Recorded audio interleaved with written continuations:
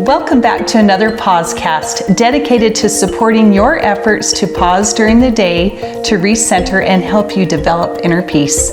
We are your hosts, Esterlee Molyneux and Dr. Ryan Stolworthy. Welcome. Joining us is Eric Hipple, lifelong Utah State Aggie, former NFL quarterback, and author of Real Men Do Cry. And as a passionate advocate for breaking down the stigma surrounding mental health. Eric's story is one of courage, vulnerability, and the triumph of the human spirit. Through his book and his work, Eric has touched hearts and opened minds by sharing his own struggles with mental health and the tragic loss of his son to suicide. He's a beacon of hope for those navigating their own mental health journeys and a true advocate for fostering understanding and empathy.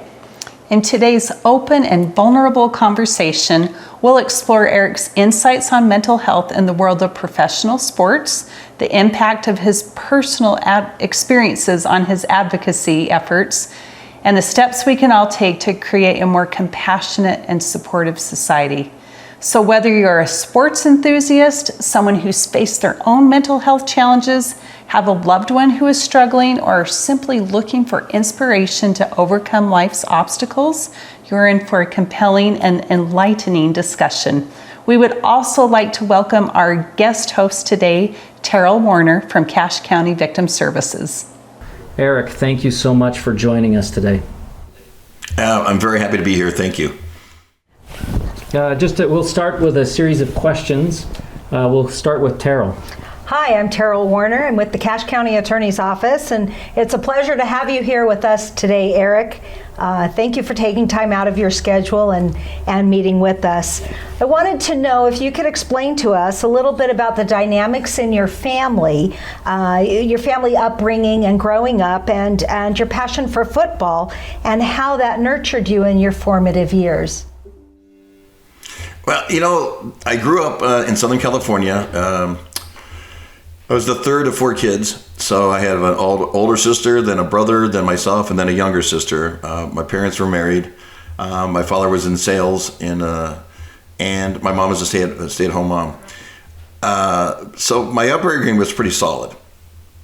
Quite a bit of support there, always encouraging. What I found myself as is, I guess the best way to describe it would be like a late developer, for whatever reason. But I liked to hang around adults more than I did kids. And then as I started getting a little bit older, football became a thing because I could actually do both. I had coaches. I had, my dad was involved, but I had coaches around me. But it was also a safe environment to be around a bunch of football players, even though you're getting hit and stuff. But everybody has a position, and so it's kind of organized, and you know who's who and what's what. So it felt safe, right, I guess, and that's the best way to do it. But like I said, I wasn't a star athlete at that point in time, not until I got a little bit older and got into high school, and I started really developing out, and the skill set came forward. But so I guess that's the best way to describe it. Yeah. So you had an obstacle just before your college career. You had an injury. Tell us a little bit about that and how you were able to overcome that, and how that opportunity or tragedy or challenge or whatever, how that prepared you for some of the rigors that you were going to face as a college athlete and an NFL athlete.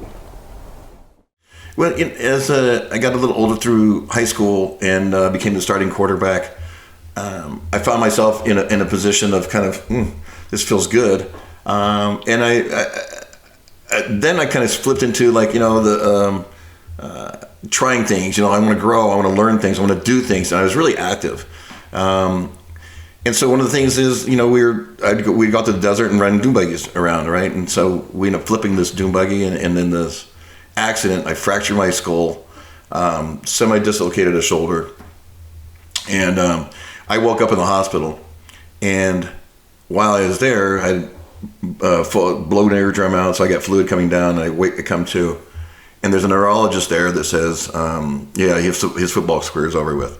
Well, my father, being, knowing I just got the scholarship and what's going to happen, he went and got another neurologist who came in and gave me an evaluation and said he should be okay in a few months. Well, I think it was only about a month and a half or so before maybe not that long before I reported to camp. So I was a little leery about it, but being a quarterback, I didn't have to worry about getting hit every play, so it was okay. But anyway, but it was. I think that was kind of the leading part in my mind. Like, hey, when you get knocked down, you get back up and you go forward. And so I think there's a little bit of that in there. But That's a great analogy. I mean, you're like flipping a dune buggy every time you go and, get hit by a lineman. Fortunately, you have a helmet well, on. it's actually a little harder sometimes. But it's okay. That's true. From Utah State, you were drafted by the Detroit Lions, and you played with the Detroit Lions for about a decade, if I remember correctly. Can you walk us through when you were drafted, what that moment was like, and give us a glimpse into what playing in the NFL was like? Because that's every football player in high school's dream. It is. It's amazing. But before I got there, I became a 4-year starter. I did get hurt at one point in time and had to miss a couple games. But upon my senior year, I was invited to play in a blue-gray game, and I went down and played. They don't have that anymore, I don't believe. I hope not. But anyway, I went down and played in it, and I tore my knee up. And so I came back and had surgery after my senior year, and there's some fluid. So when I went through the combine, I actually flunked a couple of the physicals because I had fluid on my knee. And so I didn't know what that meant for the draft. I ended up getting chosen the first pick in the 4th round by Detroit Lions, and I was in the best shape ever when I finally got to the Detroit Lions, and so I was ready. And I think Utah State prepared me quite well. Great coaching set that we had. I mean, back when Bruce Snyder and Terry Shea and Denny and all those guys, it was a great setup for me. I learned a lot, and I was prepared. And so when I finally got there and had my opportunity to start on my second year in the league, it was a Monday night game against Chicago Bears, 4 touchdowns passing, 2 touchdowns running, and it was a great debut, and that kind of set me on my way. Yeah, that was quite a game for sure. Moving forward, you had a great career in the NFL. You were a real blue-collar, hard-working quarterback. You take hits. 1988 obviously was a tough one when you played the 49ers. There was that injury that was pretty life-altering for you. I think you were 31 years old at the time. Could you recount that experience and the change in your life's trajectory with that injury as a result? It was really difficult, and it was on the backs of a couple other things that had happened. One is, it became a starter. We playoffs twice. I was MVP, and just a great, trajectory starting off. I started getting beat up and getting hurt a bit. I had broken my hand the year before, during training camp, so they had me on injury reserve. I came back that year in '88, got my starting job back against San Francisco, and who is now a current Hall of Famer, Charles Haley, came across and hit me, and he slid down and it snapped my ankle. So the bone above my ankle broke, but it spun my foot backwards, so it tore up all the ligaments and tendons as well.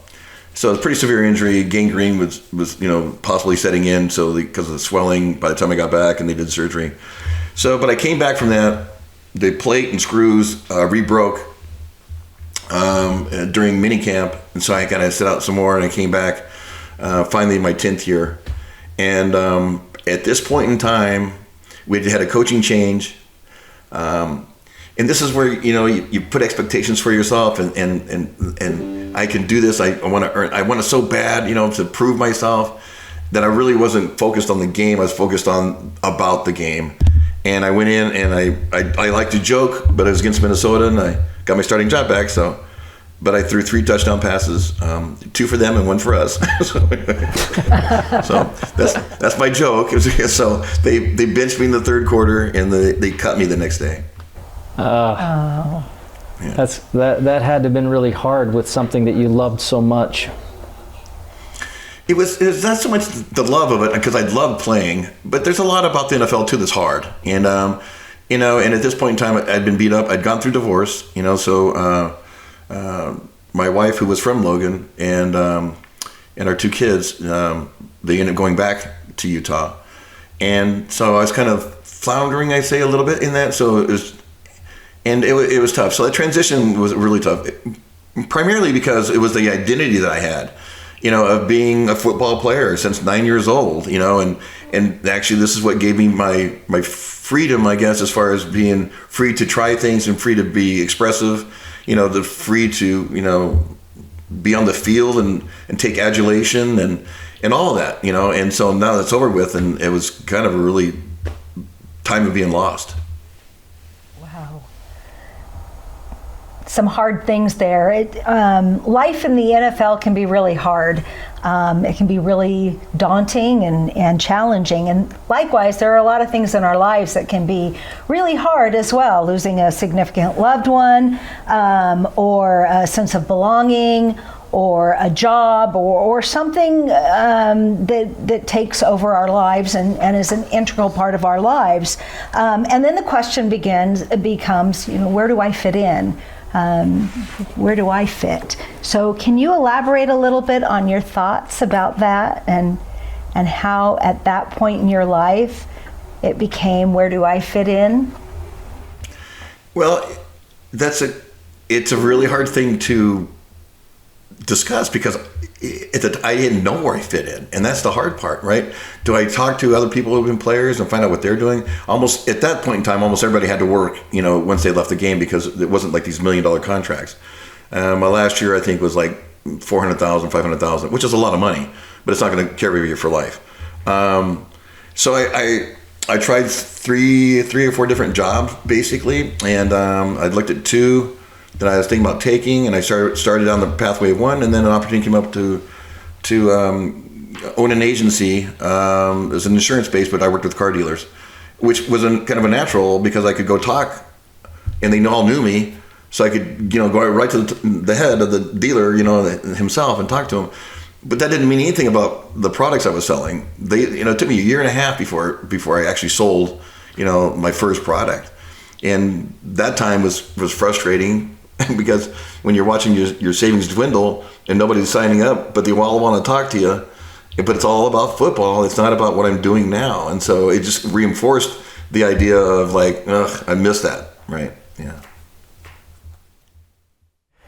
Eric, there's a common misconception, and you've kind of already alluded to it, that when you become famous or you achieve your goals, you're an NFL quarterback, or you have all of this fame, athleticism, money, whatever, that you're shielded from a lot of the problems that everybody else experiences, and one of them being mental health illness. Could you address this perspective and share your insights on the matter about what the truth is, that we all actually do suffer and experience these same things, no matter where we are in life? Sure, and I can go all the way back to my childhood, watching my mom have a couple of her spells, but we didn't know what they were. Basically, she just wouldn't come out of her room. My dad said she's having one of her spells. To the point where, I think the first time I drank alcohol was, when I was in high school still. And so when I went to Utah State, there's a period where I fell into this pretty deep depression, somewhere around my junior year, I believe, and it was terrible. In fact, I didn't go to school, and it got to the point where I wasn't eligible to play, and so I had to go to summer school to get my grades back up. Now everybody rallied around that, let's get him eligible again. You're starting quarterback, by the way. So, but nobody really asked me why I didn't go to school. So just trying to get out of bed was really difficult. So then, you roll forward into, the pro career, and everything's there. And I remember standing next to, it was a linebacker. It was during the off season. And I looked at him. I said, "Are you happy?" And he goes, "Not really. Why are you?" And I go, "No, I don't. And why aren't we? We were playing the game that we love. We're doing the stuff. We're making money. So why is that?" And it was just kind of a hard thing to figure out. But then I didn't think much about it. And then after the career was over with, when that kind of settled in again, I was basically living in a scramble of, I don't want to say high stress, but I would say panic. So I guess it is high stress. I had gotten remarried, and so started this job, and then trying to fit in, trying to be, the winner, the on top, being on the pedestal that everybody had put you on, and trying to maintain that, all on the inside, knowing that I don't feel, I don't feel connected. I don't feel right.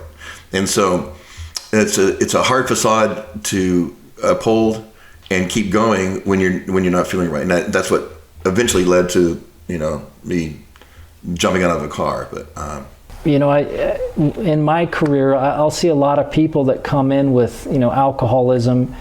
And the reality is when I really get time to talk to them, it's really them self-medicating depression or anxiety. And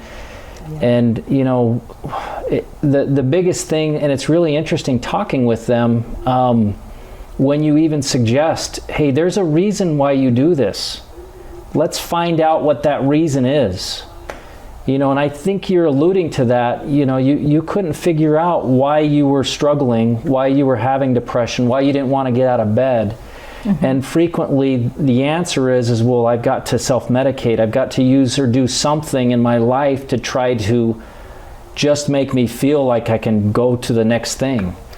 What are your thoughts on how we can help people with that?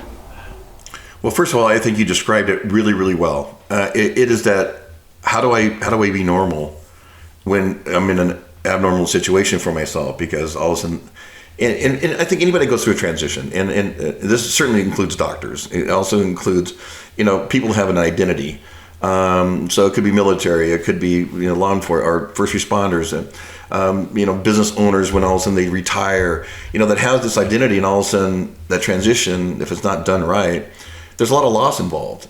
So you got to grieve what you don't have anymore, and you kind of lose what you had. So there's grief with that, and all that, and so trying to handle that sadness or that loss that you might not exactly understand, self-medicating becomes very, very easy. There's so many ways to do it, and it's socially acceptable. So self-medicating becomes a thing.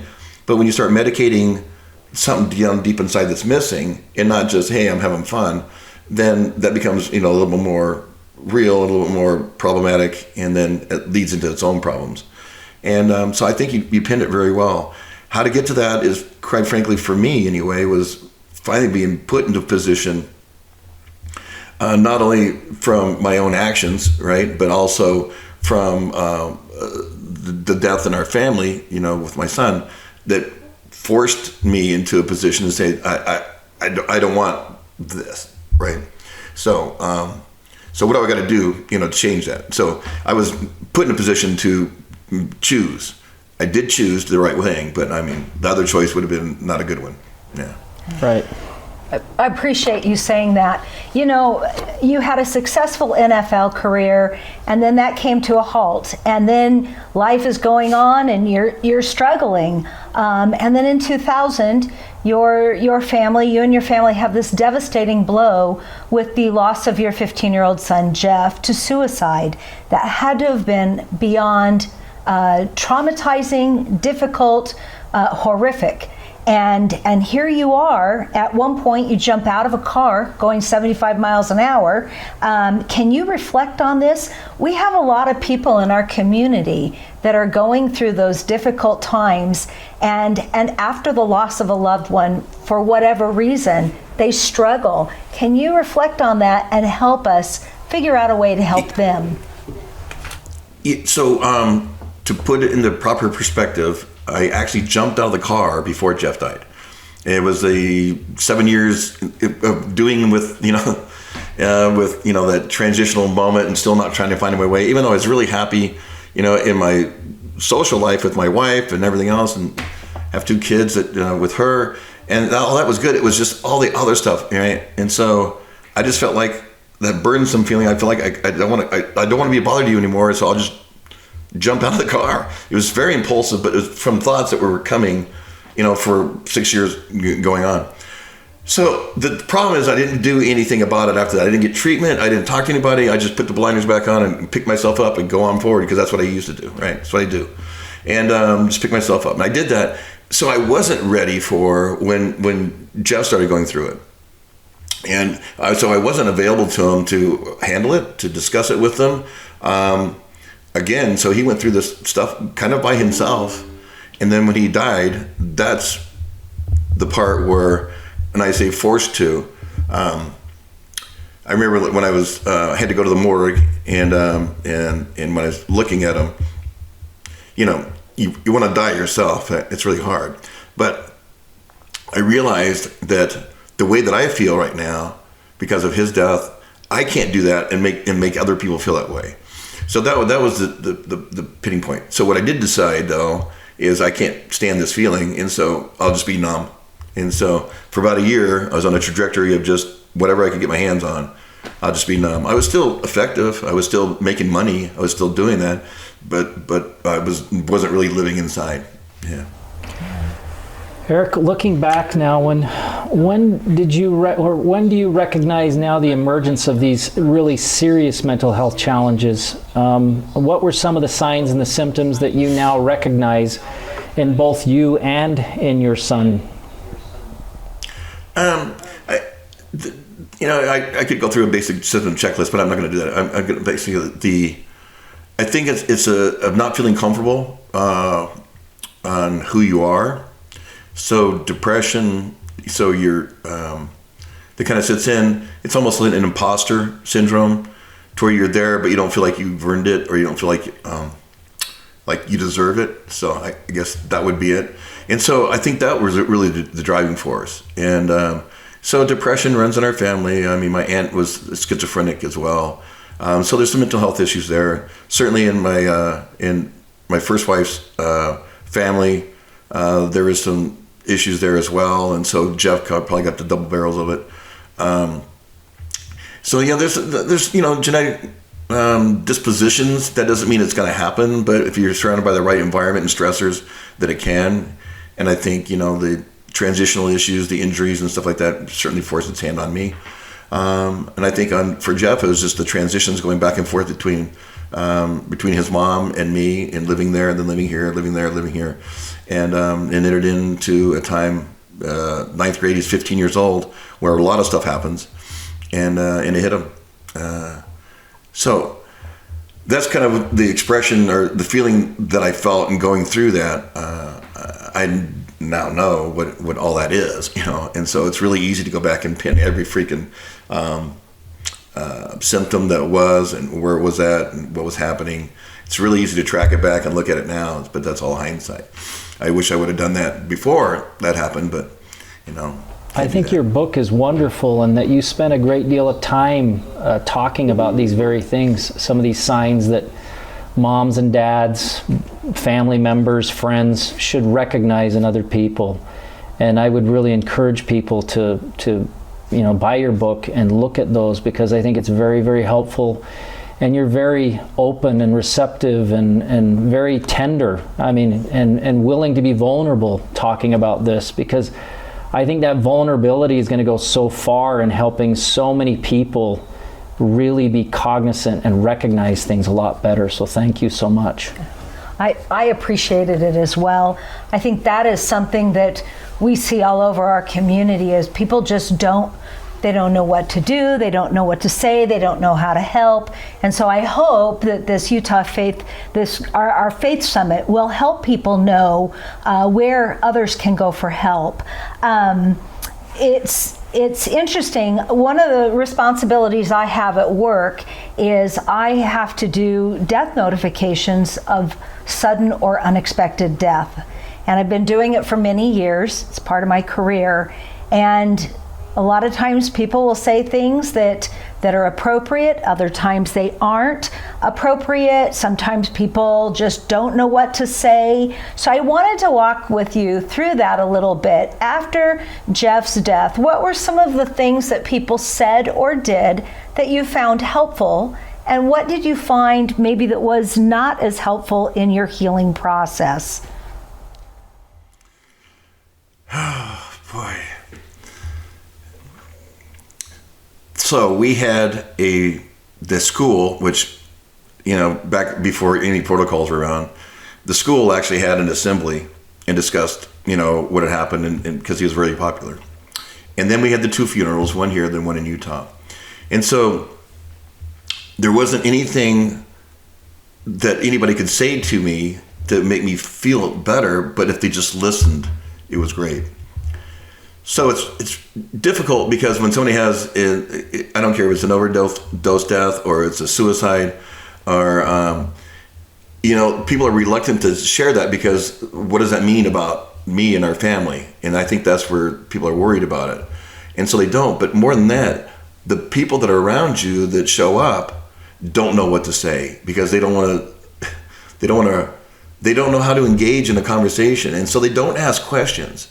And so trying to find somebody to listen to, you can tell the story to, because you just pointed out how graphic people can be because they have to process what's happened. And oftentimes processing can be very graphic. It can be, right in your face, but it has to come out. And so here's a listening audience that's listening to you, and you're throwing this stuff out there. And if they just stay and be supportive, the natural things, well, we understand, those don't work. We know that, right?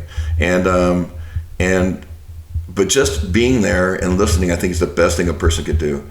Or even asking, so if you don't mind, do you want to tell me what happened? That way it's not forceful. It's not like prying information, but I'm here available and I will listen. So I think those are important issues. Yeah. I think what I have found is that when families are able to talk about their loved ones, they really appreciate that.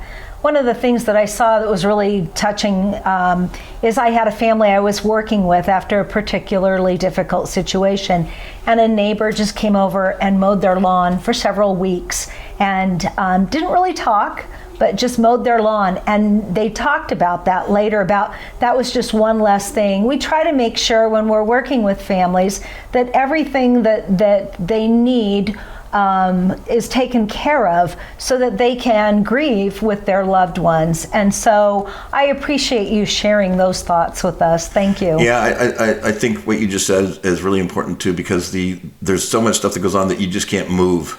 You just feel just frozen at times, and so the simple mundane things seem so difficult. And when somebody's there to be supportive and be around you, through that period of time, it's really, really, really helpful. Yeah. So one of the things that's really quite hard to hear is the National Alliance on Mental Health reports the average delay between symptom onset of mental illness and treatment is about 11 years. And that's interesting because, as an athlete, you would have an injury and immediately that injury was addressed and helped.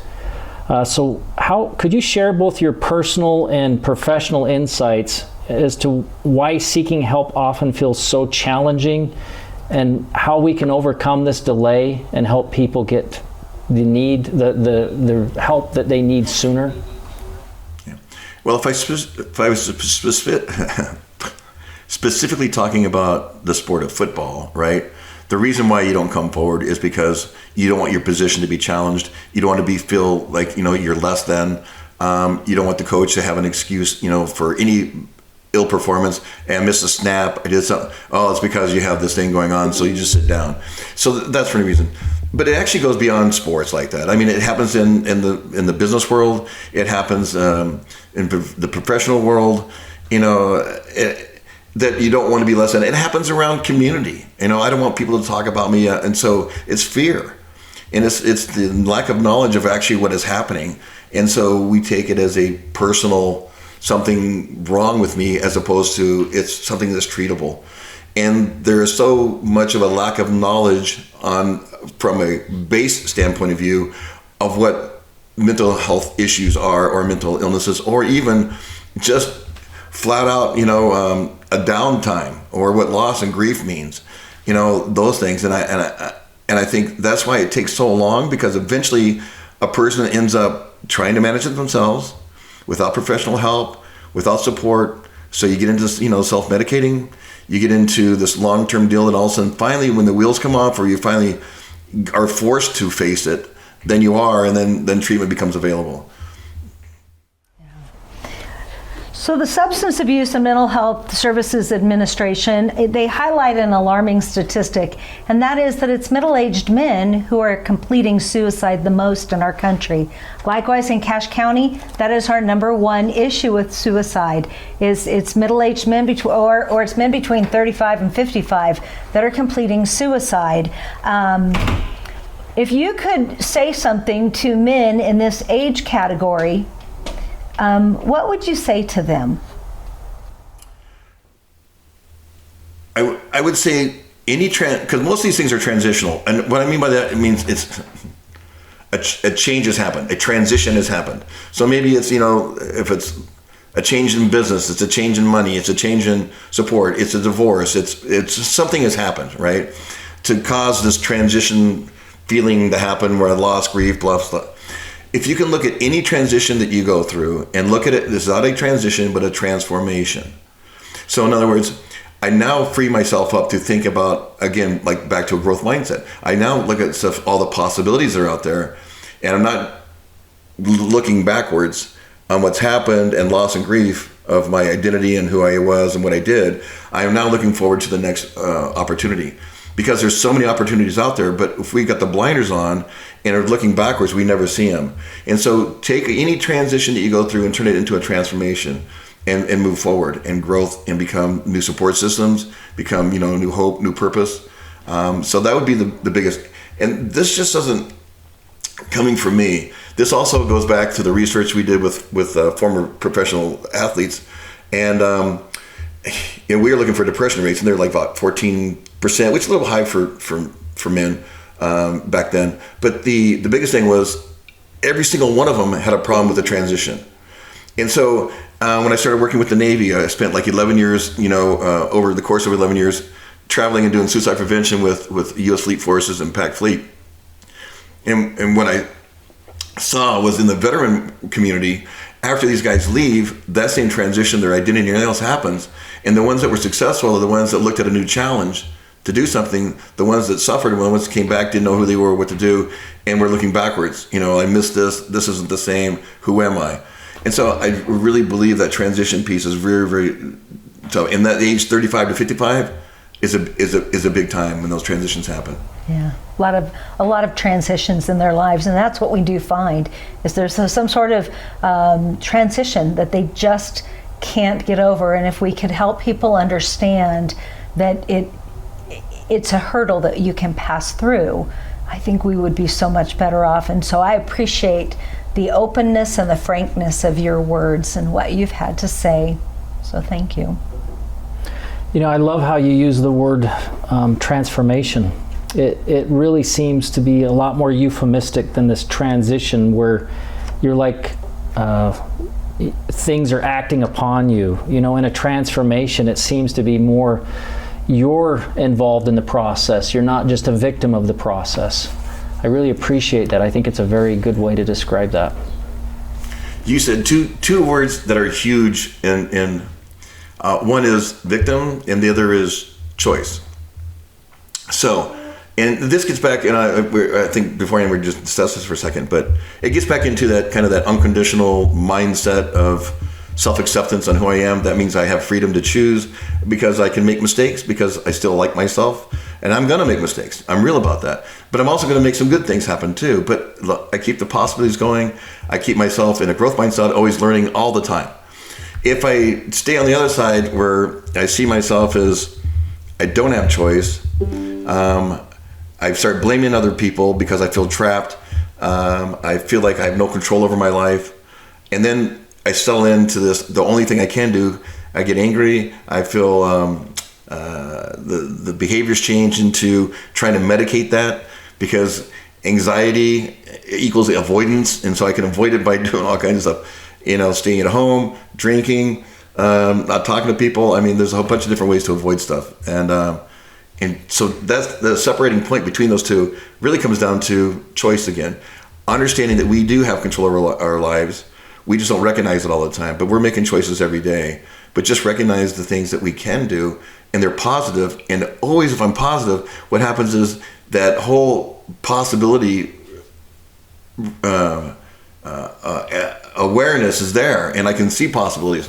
Otherwise, I'm negative, and we have a tendency to turn inward and try and solve the immediate crisis, and sometimes those aren't the best tools to use. We've talked about some of the negative coping mechanisms with people that are struggling with depression or anxiety.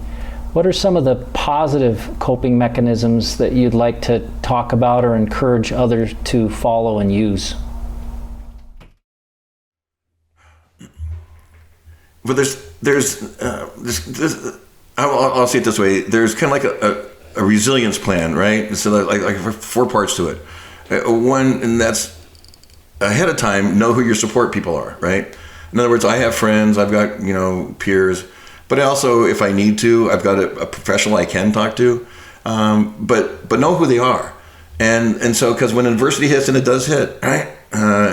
When it hits, then you have to have some coping tools, right? In other words, maybe it's exercise, maybe it's breathing, maybe it's whatever it might be that's there just to get you through the anxiety or the toughness of it, to breathe through it, to get through it, because it's hard, so you don't cave in. And the other part, after that is you have to have hope. So this is like part 3. And so what does that mean? That means being hopeful because things will change. They always do. And so be thinking that way. But then the 4th part really is, okay, the problem solving part. What got me to the adversity in the first part? And so is it choices I made? Is it things that happened? And solve that problem. And that's kind of like a resilience plan, right? So because when I get through it, then, I found out I'm stronger than I thought I was. I'm ready for the next time an adversity hits because it grows on you that way. So to me, that's the best coping mechanism there is because I don't have to avoid anything. I've got a plan for it. So it requires a lot of self-analysis, I would imagine, kind of what you're describing, this process of analyzing oneself, and that would require, I think, a lot of compassion, self-compassion. Mm-hmm. How would you encourage people to do that? Well, I enjoy that question. So I use this little thing. I said, okay, just have a thought for a second. Okay, close your eyes and imagine that a friend, made a big error, right, and screwed up. Okay, so how would you treat that person? What would you say to him?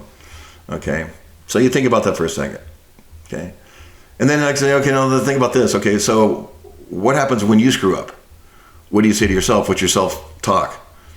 Okay, now for the friend, you're probably compassionate, you're probably supportive, you're probably there for him, you're probably asking how you can help, and you're just going to be okay, you'll get through it. But we're not that way for ourselves. And so I think the best way to do is to treat yourself like a friend. Think about how you treat compassionately other people, and then treat yourself that way as well, because we deserve it like anything else. And a lot of that comes to that our own self-acceptance. I love the definition of mental health being, it's a sense of well-being on who you are. So it's intimate. I have a self awareness and a sense of of well-being on who I am. And if I have that, then I can handle stressors. I can have relationships. I can be connected, and I can solve a lot of problems. It's when we get to where we don't appreciate ourselves or don't know who we are, and we get lost, and then we start, declining self-esteem, declining self-acceptance. I don't have worth in myself, and that's when all the anxieties and stuff starts falling apart on you. At Paz Wellness, one of the main goals that we have is to try to help people pause in the chaos of their life and find internal peace. Drawing from your life experiences, what would be the most valuable piece of advice you could offer to our listeners on your journey towards finding this and maintaining it throughout your life? I will say it'll piggyback on what I just said, which has to do with unconditional self-acceptance. Conditional self-acceptance is when we are only accepted ourselves when we meet certain conditions. If I look like them, they'll be liked. If I do this, I'll be liked. And the truth is, if I start feeling that way or acting that way, then I'm the one who's setting the condition. I have to be perfect. I have to be this. If I'm not, then I'm not meeting up. And the truth is, I don't have to have that condition, right? I can still have goals, but conditionally speaking, I live in an unconditional, I don't have conditions on my self-acceptance. I like who I am. And it keeps me in a growth mindset, which means I'm always challenging, I'm always learning. That's my goal in life. My goal in life isn't to be, a title. My goal in life is to learn and to keep moving forward and to grow. And if I can stay in that, then I can see the possibilities around. I can keep moving forward. I can handle adversity. But it's just reminding yourself to be in that growth mindset. And the easiest way to do that, I think, is a picture of a toddler that is learning to walk. They don't care if they fall down. They don't care if they need a table to lean on. They don't care if they need a leg, to hold on to for a minute. But they're trying to walk, right? And so they're not even doing it for their parents who are there saying, "Oh, come on." That's great support, but that's not why they're doing it. They're doing it because they want to go somewhere, and they're learning how to do it. And that's a growth mindset. And that's, if you can remind yourself to be in that toddler mode, as far as, I need help, but I got a goal and I'm going someplace, and people want to be there with me, but come on, but this is where I'm headed. What a great analogy. Thank you. That is a really good analogy. And they keep getting up and keep getting up and keep getting up. Kids will. Toddlers will just keep trying and trying and trying. And they're such a great example to us. With Paz Wellness, a central focus centers on supporting individuals and communities as they cultivate an inner peace. And from your life experience, what pieces of advice could you offer those that are listening to us or may watch this a little later? What piece of advice could you give us that helps us understand your celebration, your achievement, your challenges and adversity for life, so that they can apply those same lessons to their lives? The one I use is mindfulness now, and is that meditation. Meditation is when you try and keep thought out of your head, right? And mindfulness is when you take something and actually examine it, where it came from, who is it, what is it about. And so, like, even doing like a body scan, right, where just being comfortable, but in my mind's eye, going through my body and feeling, so it grounds me. So I feel connected to me as well, and to my environment. But the best thing in the world, I believe, is nature in itself. I'm going to sidetrack here just for a second. There was it was a VR experiment that we were doing, and so I was working with the code writers and whatnot, and it was about group therapy, but with, I could be talking to someone in Costa Rica, I could be talking to someone, right? So it's really cool, especially during COVID. But it was really cool. But I was amazed at these code writers, at like the environments they saw. Like here's by the beach, and here's by this, and I was amazed at that. Like, this is like 3D. This is very cool. And then one day I stepped out in my backyard and in nature for a second, and I looked at the tree, and I started looking and going, oh my gosh, look at this 3D. It was really kind of an epiphany. Like, here I'm looking at these code writers, and how do they do that? And look at nature. I mean, it's everywhere around us. It's amazing, and it's beautiful, and it's intricate, and so just the mindfulness around that, keeps me really, really grounded. That we're living at a time where we can appreciate all this stuff. So. And we live in a beautiful area here in Cache Valley, where we have so much out here with nature. We have so many beautiful trails, we have ski resorts, we have things where we can go and do things and be out. And I agree with you. I think after a particularly difficult day, if I have a really hard day, you'll find me in Blacksmith Fork Canyon running with my dogs, and I can come back. It kind of rejuvenates me, and I go back home and I can get through another day. And it doesn't matter how hard my day was when I'm with my dogs and we're going along the trail, things just seem to work out. So I appreciate that. Another aspect to that, which and Doctor, I think you appreciate this, is the vagal nervous system, right? That where our fight or flight, that we can get stuck in that and be just stuck in hypervigilance. And so we're in crisis mode all the time. And it's really easy because with, the phones and connections and everything else, it feels like we're always on demand, you know what I mean? And so we get stuck in that crisis mode, and it's really hard to get out of it. And so you have to separate it out. And nature is a great way to do that. And it's just to get away from this minute and the world has been here for a long period of time. It's going to be here for long, after we're gone. But appreciate it while you're here, and that's the separation between all the chaos that goes on, into just taking a breather and trying to get back into that sympathy, the sympathy, or I will say that the part of the vagal system that actually works with, calm, and being sociable and being connected. Yeah. Anyway. Hey, Eric, one of the things that I really appreciate this example of just taking a break and going into nature, or going with your dogs, going on a walk or a jog or whatever. let's say, for example, what would you recommend to people that are in the middle of kind of the commotion or the motion of life? What can they do in a brief moment to pause? You know, what are things that you would recommend and suggest for those individuals that are going through the motions? They can't leave because they have life going on right now. They can't go up the canyon or whatever. What would you recommend? So, and I know we have time limits, but I'll try and package this thing really quick. So, you know, in sports psychology, there's a thing that's known as, if I can visualize my performance, my body doesn't really know that it's not doing it, because I'm rerouting through muscle memory.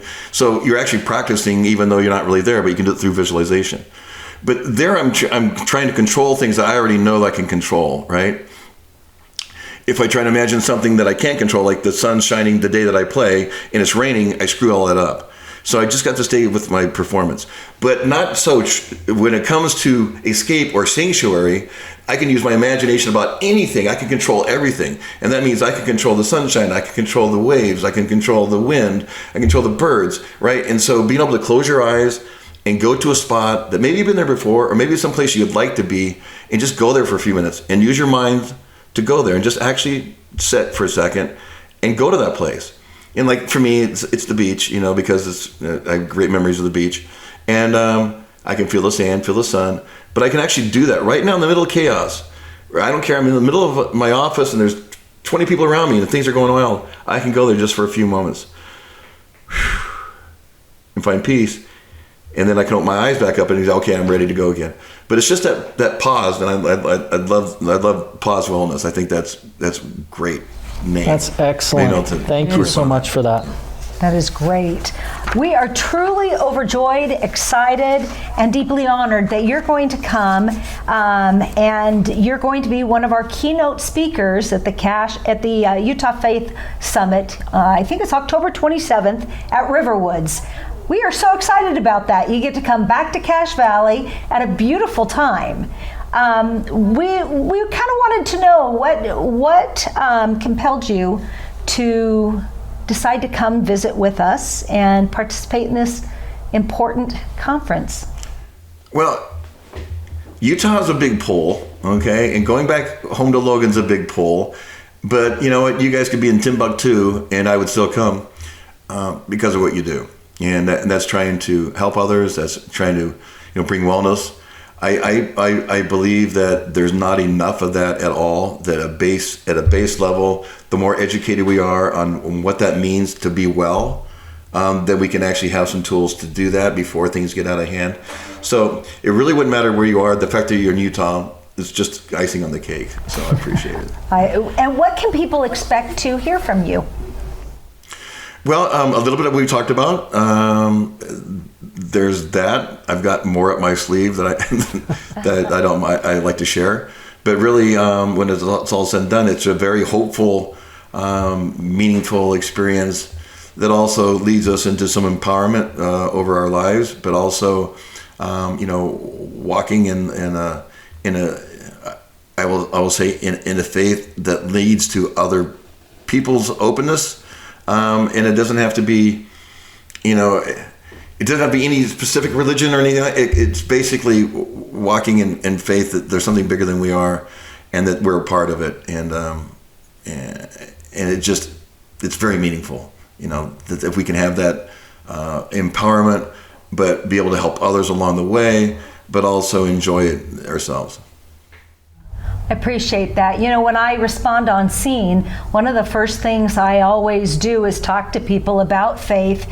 Do they have a faith leader? Do they want us to contact a faith leader? And the majority of time in a traumatic event, people want to talk to a faith leader, which I find very interesting, which is a really critical, important point as to why we are participating in this conference, because we feel like we need to have our faith leaders know where they can go for help. They need to hear your story. They need to hear your words. And so I am so excited for you to come and visit with us and share your experiences with us. your willingness to share this journey with us, and your journey, bringing your experience and your inspiration is so critically important. As we discussed previously, at least in Cache Valley, what we are seeing are men between the ages of 35 and 55. And if we can prevent those from happening through this conference, it will have made all the difference in the world. Your vulnerability is going to resonate with our guests, and we know that you offer hope to them. We are grateful for Cache County for their support in bringing this to fruition, and our partnership with the Utah Faith Summit. And we look forward to seeing you in October. Well, and one of the things I just wanted to add is the wellness pieces and about maintaining health. But after the fact, when somebody's really in need of treatment, it's wonderful today because there's so many more treatments than wherever available. You know, that whatever avenue might fit with somebody, and it could be medication, it could be, other that I could go through a whole bunch of them treatments, but I'm sure you're familiar with them all. But there's some cutting edge stuff that's happening too. And just the more that we know about the brain, the more we are able to actually maybe treat, but get us back into wellness. That's the goal. Get us back into wellness, or let's be in wellness and not have to get to that point where we need it. So thank you very much. And thanks for having me on. I appreciate it. Thank you. Eric, thank you so much. I was just on a call last night where I was visiting with a family that had a loved one commit suicide. And one of the things that is really amazing is to see a community rally around them and love them and support them and strengthen them. The challenge is that happens for a little while with, the funeral and the celebration of life. And then it really is a tricky time. Mm-hmm. That time after, where everybody goes back to their life and their worlds, and what a challenge that is. We look forward to you being able to help us with that, because that's a real tricky time. There's two parts to that. Do I have a couple more minutes? Yes. Yeah, okay. So there's so my two daughters, okay, one was 7 years old in the other room when the death happened, and the other one's 2 years older, and then his sister was in Utah. So those three, my youngest, my middle girl, when she became a senior in high school, she lost her boyfriend to an overdose, and she was struggling a little bit herself. So she ended up going to therapy, and Dragain now she's married and has 3 kids and doing wonderful. My youngest, the 7-year-old, when she turned 15, all the stuff that came back, the trauma and everything else from being there, night terrors and all that stuff revisited and came out, as trauma will do. And so she ended up getting treatment, and she struggled, but she got treatment, and then she's now a trauma therapist. She's an MSW licensed counselor. So, and then my daughter in Utah is just doing wonderful. She's got a great family and 3 wonderful kids.